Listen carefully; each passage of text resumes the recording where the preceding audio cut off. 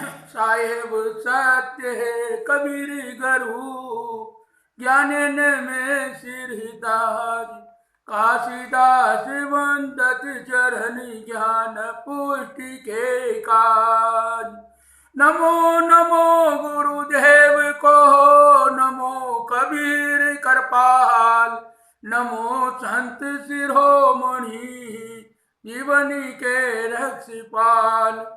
Park रूप कबीर करू, दीन बंधु निर्धार। बंदी चोर कृपाल प्रभु, विघन विनाशक हार। बंधु सदगुरु पारगी करो, चरणों में शीश हाथी जोड़ी स्तुति करूं। मिले ज्ञान भक्ति श्रोता बन अरजी करूं। गरु भरोसे दास, मनसा वाचा कर्मणा जीवन देन तरास। न गुरोधिक तत्वं न गुरोधिक तपो गुरु, ज्ञानात्रपं नास्ति तस्मै सद्गुरवे नमः। ध्यान मूलम गुरु मूर्ति, पूजा मूल गुरो पदम। मंत्र मूलम गुरु वाक्यम, मोक्ष मूलम गुरु कृपा। गुरु देवो गुरु धर्मो, गुरु निष्ठा पर तप। गुरो परतर नास्ति नास्ति तत्व गुरो परम। परम पूज्य सदस्य समाज, मान्यवर धर्म प्रेमी बंधुओं तथा श्रद्धा मूर्ति माताओं बहनों और बच्चों, मातृ देवो भव, पितृ देवो भव, अतिथि देवो भव, आचार्य देवो भव। देह गेह तुम्हारे नहीं है, सबक 85। अरे भूला लोग कहे घर मेरा, जामे तू भूला ढोले, सो घर नाई तेरा। भूला लोग कहे घर मेरा, जान घर में तू भूला ढोले, ये घर नहीं है तेरा। हाथी घोड़ा बैल बहाना, संग्रह की हो घनेरा। बस्ती माँ से दियो खदेड़ा, जंगल की हो बसेरा। भूला लोग कहे घर मेरा, या घर में तू भूला डोले, सो घर नाही तेरा। हाथी घोड़ा बैल बहाना, संग्रह की हो घनेरा। बस्ती माँ से दियो खदेड़ा, जंगल की हो बसेरा। गांठी बांध खरच नहीं पटियो, बउन कियो पेरा। अर बीबी बाहरी हरम महल में, हो बीच मियाँ कहा डेरा। नो मन सूत उर्जी नहीं सूरजे, जन्म जन्म हूर जेरा। कहे कबीर सुनो संतों, ये पद का करहूं निबेरा। अर भूलरे लोग कहे घर मेरा, या में तू भूला ढोले, ये घर नहीं है तेरा। भावार्थ, वे लोग भूले हैं जो कहते हैं कि यह घर मेरा है। जिस घर के अहंकार में तुम भूले फिर रहे हो, वह तुम्हारा नहीं है। तुमने हाथी घोड़ा बैल तथा अनेक सवारियां और माया की बहुत चीजें इकट्ठी कर रखी है, परंतु ध्यान रखो, एक दिन तुम अपने माने हुए मकान यों बस्ती में से खदेड़ दिए जाओगे और तुम्हारा निवास जंगल में होगा। जाते समय तुम्हारे घर वाले तुम्हारी गांठ में बांधकर तुम्हारे लिए कुछ खर्च नहीं भेजेंगे और न तुम भी लौट कर कुछ ले जा सकोगे। तुमने जीवन भर तो वैसे ही अपने आप को छलने का काम किया है, जैसे कोई अपनी विवाहिता पत्नी को घर से निकाल कर बाहर से वेश्या को रख ले और उसी में अपना आसन जमाए। तूने अपने हृदय से सदगति को निकाल कर बाहर कर दिया और अपने हृदय में कुवृत्ति टिकाए रखा, उसी में आनंद माना। इसका फल यह हुआ कि 9 मन सूत उलझ गया है, अर्थात 5 विषयों में मन, बुद्धि, चित्त तथा अहंकार वर्ती उलझ गए और वे जन्म जन्मांतरों से उलझते ही रहे। उसे सुलझाने पर ध्यान कभी नहीं दिया गया। कबीर साहिब कहते हैं कि संतों सुनो, अब की बार इनसे अपनी आत्मा का छुटकारा कर लो। व्याख्या। हम एक भूखंड खरीदते हैं, उसका अपने नाम से बेनामा कराते हैं। हम उस पर मिट्टी, ईंट, सीमेंट, लोहे, लकड़ी आदि से मकान खड़ा करते हैं और कहते हैं कि ये मकान मेरा है। व्यवहारत ये सब ठीक है। इस शरीर के निर्वाह के लिए तथा शरीर के साथियों के लिए यह सब करना पड़ता है, करना चाहिए भी, परंतु जरा इस पर भी ध्यान दो कि अंत में ये तुम्हारा नहीं है। जिस भूखंड पर मकान का ढांचा खड़ा है न वह तुम्हारा है और न मकान का ढांचा तुम्हारा है। जिस जमीन का तुमने अपने माने हुए नाम का बेनामा करवाया है, उस पर आज तक करोड़ों लोगों का कब्जा हो चुका है और उनसे छूट चुका है। जमीन का बेनामा कराने वाले खुश दिनों में उसी जमीन में दफना दिए जाते हैं। जमीन का बेनामा कराते तथा जमीन पर कब्जा करते समय मानो जमीन हंसती है कि बेवकूफों, तुम मेरा बेनामा क्या कराओगे, मैं तुम्हारा बेनामा करा लूंगी। जमीन के करोड़ों मालिक बनकर आए और इस जमीन में समा गए। ध्यान रहे, जिस मकान को तुम अपना मानते हो उसमें हजारों चींटियां, कीड़े, मच्छर, छिपकलियां तथा अन्य जानवर रहते हैं जो उस पर अपना जन्मजात अधिकार मानते हैं। तुमने तो केवल मकान बनवाया है, परंतु वे तो उस मकान में पैदा हुए हैं। जो तुम्हारे घर में पैदा होता है वह तुम्हारे घर का हकदार हो जाता है। फिर वे कीड़े मकोड़े जो उसी घर में पैदा हुए हैं उस घर के हकदार क्यों नहीं? अतएव जिसे तुम अपना घर मानते हो उसे हजारों लाखों जीव जंतु अपना घर मानते हैं और सब थोड़े दिनों में उसी घर या जमीन में लीन हो जाते हैं। ध्यान रखो, ये केवल कुछ दिन रहने की धर्मशाला है। घर बनाकर अहंकार नहीं करना चाहिए, उसे अपना नहीं मानना। तुम्हें पता है कि दादा बाबा अपने घर छोड़ छोड़ कर चले गए हैं।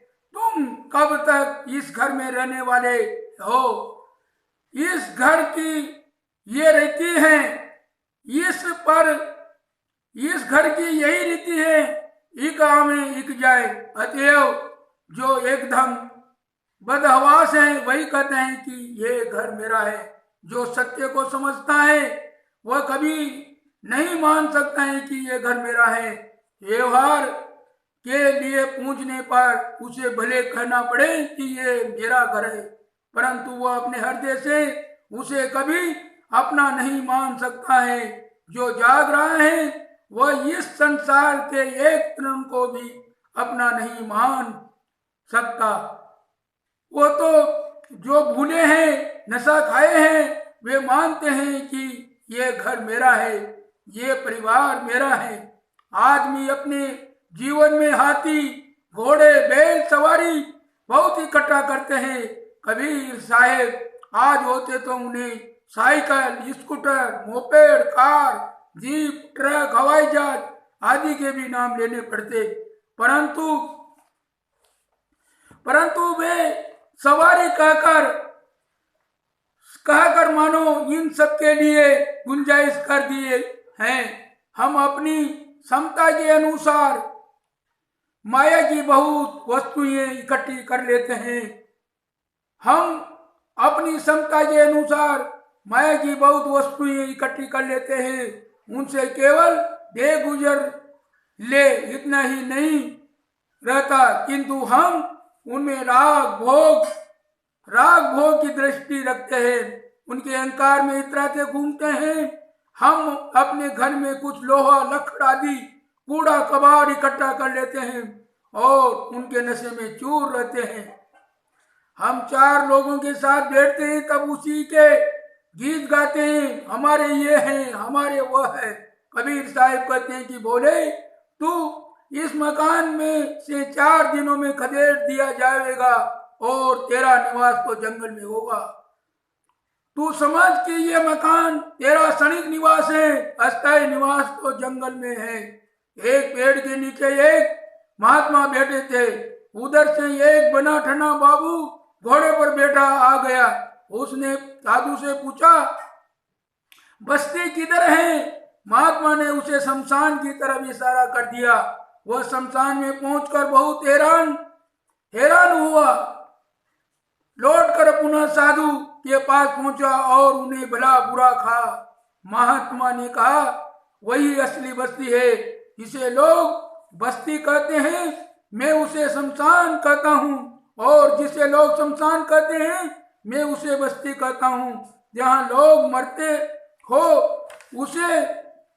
उसे शमशान कहना चाहिए, तथा जहाँ लोग एक बार बसकर कभी न उजड़े उसे बस्ती कहना चाहिए।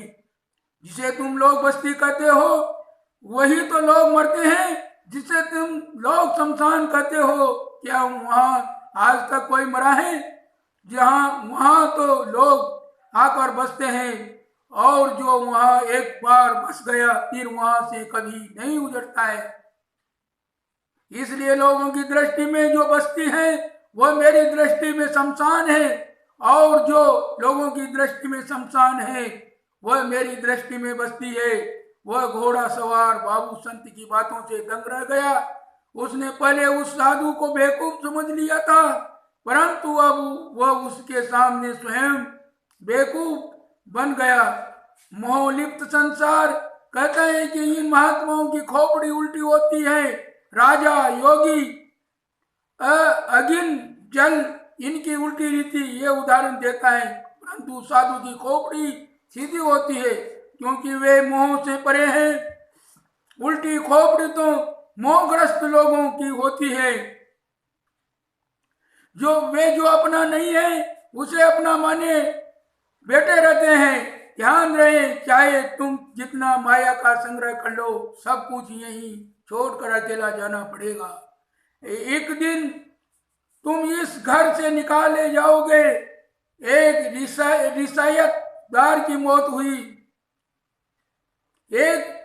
रियासतदार की मौत हुई, जब करीब आई वे अपना महल से निकालकर अयोध्या ले जाने लगे कि मौत वहीं हो तो अच्छा है। अब वे अपने माने हुए विशाल का भव्य भवन से निकालकर कार में लिटाए गए। तब एक बार भवन की तरफ देखकर रहे। जब चंद्र भवन सदा के लिए छूट रहा है, उन्होंने उस भवन को स्वयं बनाया था और उसका नाम रखा था चंद्र भवन। उनकी ही नहीं, सबकी यही दशा है, चाहे झोंपड़ी हो या भवन, सबका निवास उसके लिए चंद्र भवन है और वह सबका छूटता है। जब आदमी मर जाता है तब उसे लोग शमशान में ले जाकर जला दिया जाता है, या गाड़ दिया जाता है, या पानी में फेंक दिया जाता है। पारसी लोग लाश को शमशान में छोड़ देते हैं और उसे पशु पक्षी खा लेते हैं। मरे हुए आदमी के लिए घर वाले गांठें बांधकर कुछ भेज नहीं पाते हैं। भेजने का कोई साधन नहीं है, उसके पास कोई बीमा, पार्सल या मनी ऑर्डर नहीं जा सकता है। यह भी संभव नहीं है कि गया हुआ आदमी पुनः लौटकर अपने माने हुए घर से कुछ ले जा सके। अतएव जो आदमी अपने जीवन में सत्कर्म नहीं कर लेता वह धोखा खाता है। जीवन में सत्कर्म करने वाला मानो अपनी गांठ में बांधकर अपने साथ ले जाता है। जो सत्कर्म नहीं करता वह अपना ये जीवन तथा अगला जीवन भी दुखों से भरता है। मानो एक मियाँ जी हो, उन्होंने अपनी समझदार तथा श्रद्धालु विवाहिता पत्नी को घर से निकालकर बाहर कर दिया हो और वेश्या को लाकर अपने घर में टिका लिया हो और वे चाहे कि मुझे सुख मिले, तो ये उनकी नासमझी है। भूला जीव ऐसा ही करता है। वह अपने हृदय से शील, क्षमा, विचार, संतोष, ज्ञान, वैराग्य, भक्ति आदि सद्वर्तियों को निकाल कर बाहर कर देता है और राग, देश, विषय, वासना, तृष्णा, अविवेक आदि लाकर बसा देता है। इस जीव मियाँ ने सद्गुणों का तिरस्कार कर दुर्गुणों में ही अपना डेरा जमा रखा है। जो व्यक्ति दुर्मति एवं दुर्गुणों में जीता है उसे कहाँ चैन मिल सकता है। धन तो लोगों के पास कम बेश होता है, पेट पर्दा सबका चलता है। जीवन में सच्चा सुख वही पाता है जिसके मन में अच्छे विचार है और जीवन में सद्गुण तथा सदाचार है। इनके बिना करोड़पति नहीं, विश्वपति भी हो तो दुखों में पड़ा बिलबिलाता रहेगा। सुख का स्रोत बाहर नहीं है किंतु भीतर है। चित्त की स्वच्छता सुख का स्रोत है। इसके बिना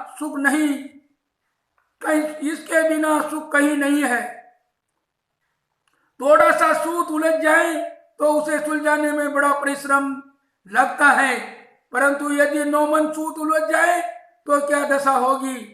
ये सबद, स्पर्श, रूप, रस तथा गंध में मन, चित्त, बुद्धि तथा अहंकार उलझ गए हैं। मन 5 विषयों का निरंतर स्मरण करता है।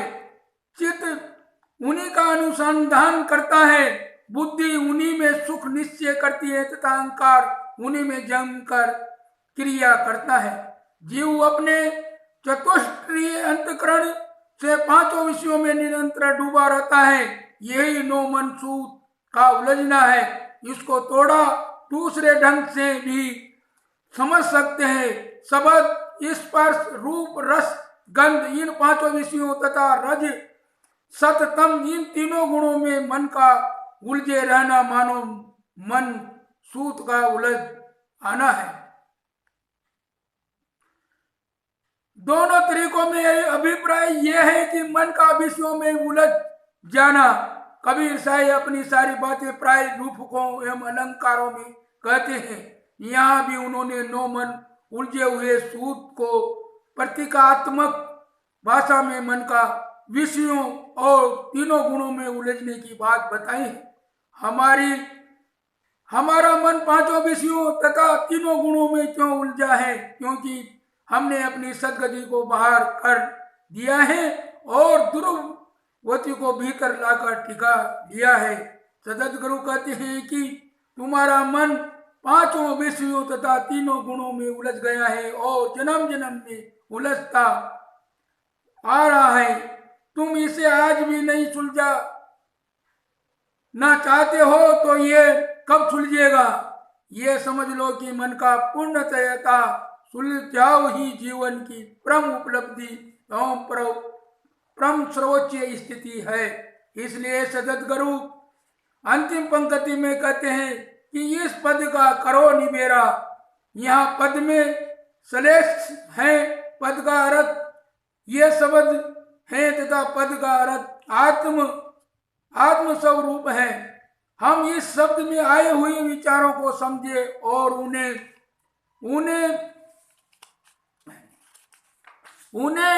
समझकर अपनी आत्मा को समझे और छुड़ावे। निबेरा और निबेड़ा के अर्थ है, निबेड़ा के अर्थ है छुटकारा, त्राण, बचाव। एक में मिली वस्तुओं के पृथक होने या किए जाने का काम, यह भाव सुलझाओ, निपटारा, निर्णय, दूरीकरण, हटाओ, पूर्ति करना। हमारा मन संसार के विषयों में फंसा है, राग या देश में पड़े रहना मन का पसना है। इसी के बारे में भय, चिंता, शोक, मोह एवं उपद्रव है। हमें यह सोचना चाहिए कि हम अपने मन को संसार में उलझा कर क्या पाते हैं। हम जिनके प्रलोभन में पड़कर अपने मन को संसार में उलझाते हैं, ये सब एक दिन छूट जाते हैं, किंतु हमारा मन उलझकर जीवन भर क्या पाते हैं। हम उनके प्रलोभन में पड़कर अपने मन को संसार में उलझाते हैं, वे सब एक दिन छूट जाते हैं, किंतु हमारा मन उलझकर जीवन भर अशांत रहता है और जन्म जन्मांतरों में दुखों का कारण बनता है। इसलिए सतत गुरु कहते हैं कि ये पद का करो निबेरा, अपने चेतन स्वरूप को सबसे अलग समझकर मन को सारे विषयों एवं सांसारिक चीजों से हटा लो। देह, गेह, परिवार, प्राणी, पदार्थ, पद, प्रतिष्ठा सब नाशवान एवं छूटने वाले हैं। इनकी अहंता, ममता छोड़ो, ये सब तुम्हारे नहीं है, तुम्हारा केवल तुम्हारी आत्मा है। आत्मा राम बनो, साहे बंदगी, साहे बंदगी, साहे।